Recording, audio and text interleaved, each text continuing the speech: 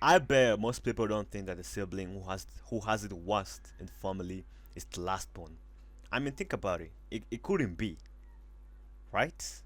I mean, you've heard the stories hundreds of times before on how different your parents used to be and act back in the day, and how much softer they've gradually grown to become, especially towards you.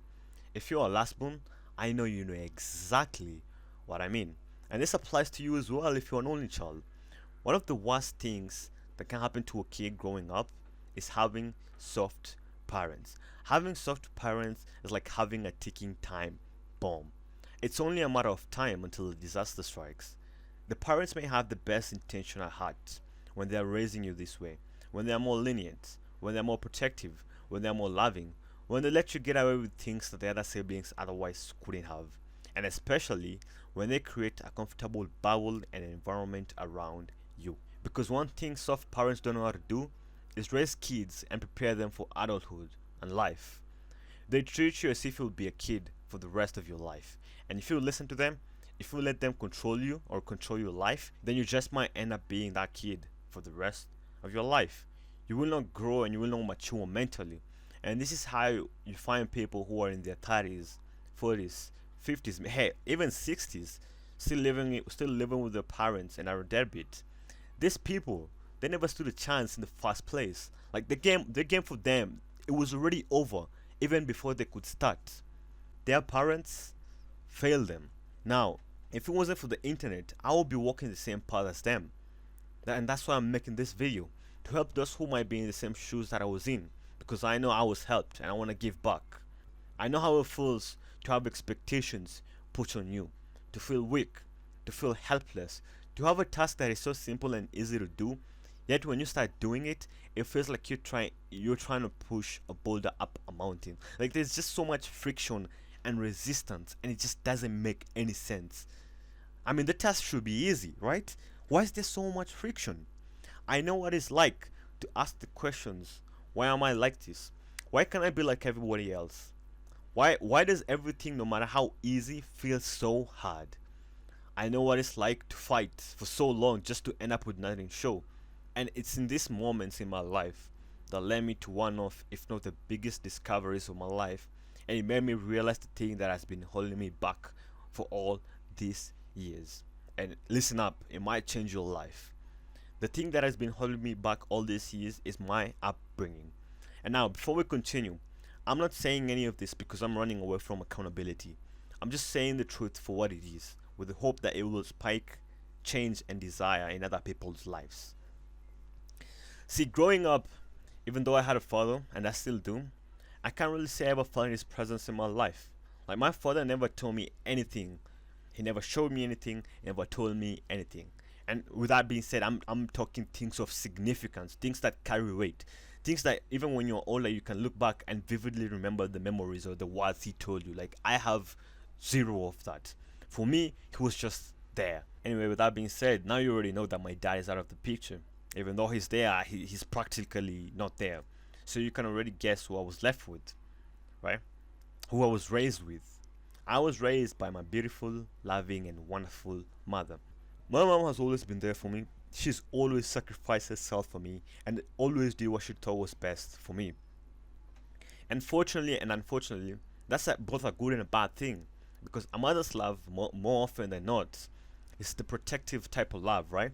Like as a mom, you don't want to see your baby get hurt or be sad or be sick, you know? And that's a beautiful thing. That's a beautiful thing. But it becomes a problem when you don't have a strong father figure in that kid's life. Because who's gonna teach him how to toughen up? And who's gonna prepare him for life? Because I mean, let's say some mothers are able to do that, but women are not good at that specific task as much as men are. And I don't want to, and this is not a debate on if men and women are better. I'm just talking about like family and different roles, right? A strong father figure will be better at toughening up a kid and preparing them for life. It will be better than a woman is, and that's fine. Like men and women, we're different. We shouldn't be the same. Anyway, so you can already imagine what will happen to that kid if there isn't a strong father figure. You can already take a guess what will happen to that kid. What will happen to me? Because I was practically raised by my mom alone. Like my father was there, but he just wasn't as well, right? My mom raised me to be as comfortable as possible.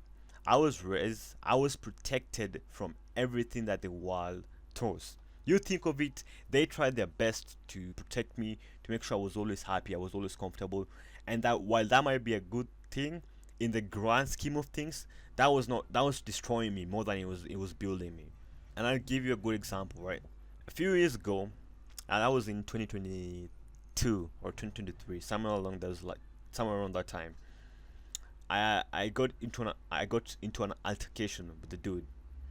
This guy approached me and demanded me that I give him money. Mind you, I don't know the dude. He's a complete stranger to me. And I remember he was like, "Oh, you owe me money. This, that. If you don't, like, he was practically pressing me to just give him my money." And I remember how afraid I was. I don't think I've ever been that scared in my life. Like I was paralyzed with fear. I was so scared. I was so scared. That wasn't even healthy how afraid I was. It was like I was about to die. It was so bad how afraid I was. Anyway, I remember I told him I didn't have any money. And he decided to check my pockets to see if I was lying. And he didn't find anything. Thank God. And then he left. But before he left, he said he'll be back for me. And I remember that, right? And then I went home, still paralyzed with fear, still shaking, heart still pounding, and I waited for my parents to come back home. And when they came back home, I told them about the situation and how it unfolded. And instead of them telling me to stand up for myself and hold my ground, instead of them telling me how I should be able to, or how I can handle a situation like that if it presents itself again, you want to know what they did? They decided it was best that I do not leave the house. Yeah, that was it. They just said it's best that I just stay indoors. I never leave the house unless I'm with my dad or unless I'm with like a grown up. And mind you, I'm not like 8 or 9 during this time. I was what, 16, 16, 17. And they decided it was best for me to stay in the house and don't leave unless I was with my dad or someone. And I mean, that's what I did. I stayed in the house all day, every day. I didn't know any better. And I only left when my dad was with me.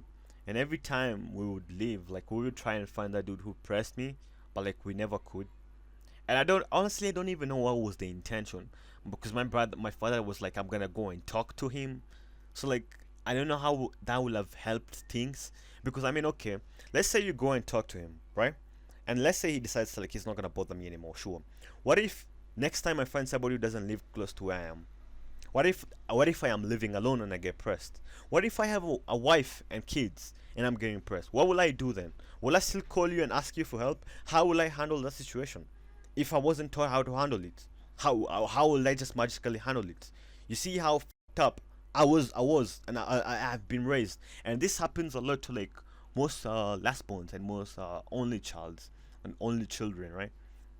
And that was only like a brief scenario of like one of the many moments like that has happened in my life.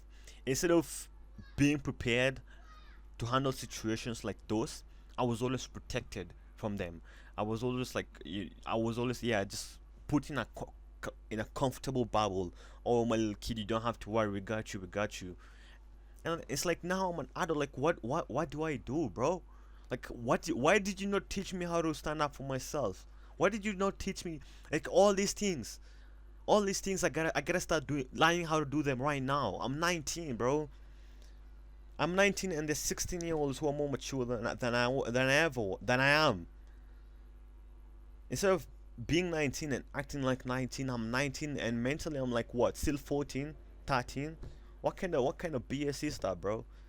So you can see like where I was coming from, the path that I was on, right? You see why, like I was able to see why I'm not able to work hard and be disciplined at anything. And why success for me you always seem to reach, and why even the smallest of steps seemed impossible. It's because I was always protected, always. Oh, that's why even if I try to do something, even if it's a little bit difficult, I just give up. Because all my life, all I've known is just comfort, comfort, comfort, and nothing else. That even the slightest level of discomfort is too much. I wasn't prepared for life. I wasn't prepared for the struggles that life bring. I was protected from it.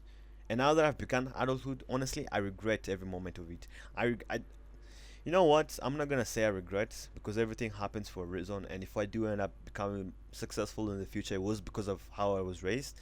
But I will say that for now, it's causing me so much troubles. So many problems could have just been solved if I was raised differently.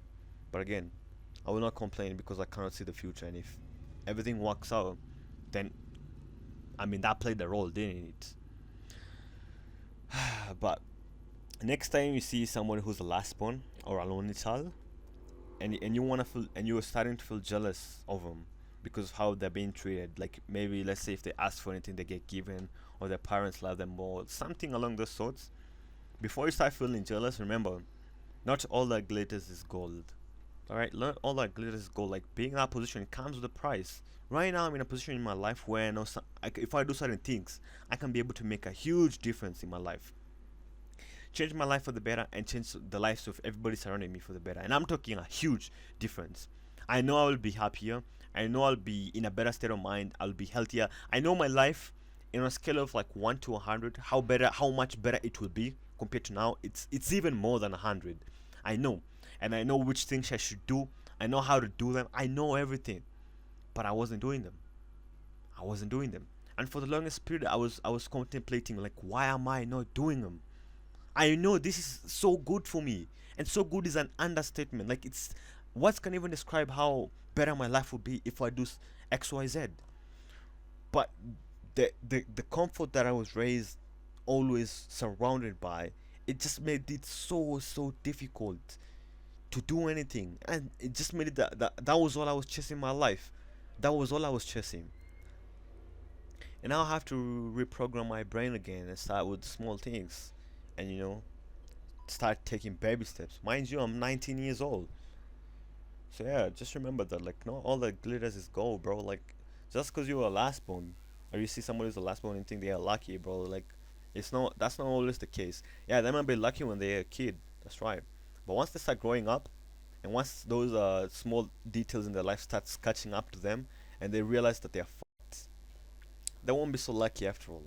And I bet I'm telling you right now, if you're the middle child or the firstborn, I'm telling you from experience, most lastborns wish they were like you. Because I wish that I was, so many times I wish I was like my brother. Every time I'm with him, I'm like, how am I so far away from you, bro? We're brothers. How are you so much? How are you like this? Like, how do I become like this? But hey, I'm not complaining. I'm gonna work on it. I'm gonna take baby steps. And hey, it is what it is, right? It's life. We all have problems. To just here to conquer them and prove that we're strong and we're warriors. So this is, I'm not complaining or like looking for sympathy. I'm just putting it out there so that if you're in the same position as I was, and if you're not aware of it, this could be the thing that makes you realize, like, oh, I need to start. Like, I need to make a change. Like, I cannot continue to live like this. Because if I continue to live like this, bro, you will blink and open your eyes and you're 30, and your life is pretty much done. It's pretty much done at that point. Because what are you going to do? If all your life you've been taught how to be comfortable, what are you going to do? Are you going to go and find a job? Anyway, with that being said, this is the last born and the only child